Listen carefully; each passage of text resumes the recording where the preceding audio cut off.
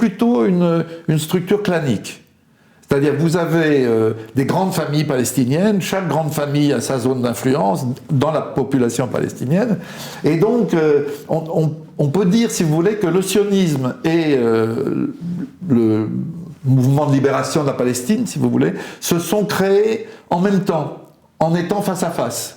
Je crois qu'il n'y aurait pas eu un mouvement palestinien comme on le connaîtra à partir de 64 avec l'OLP s'il n'y avait pas eu cette vision là.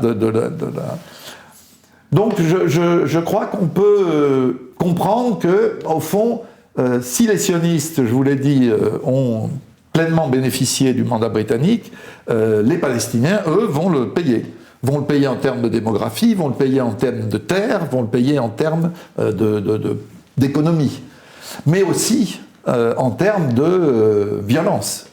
Parce que déjà en 1920, puis en 1929, il y a une répression forte des révoltes arabes, mais celle de 1936 et du refus du plan de partage de Peel, ils vont être l'objet d'une répression phénoménale. Il y a 50 000 soldats britanniques, 20 000 policiers juifs, 20 000 militaires de la Haganah, l'armée qu'on dit clandestine, qui n'est pas du tout clandestine. Les Britanniques la voient se préparer, donc il n'y a pas du tout de mystère là-dessus.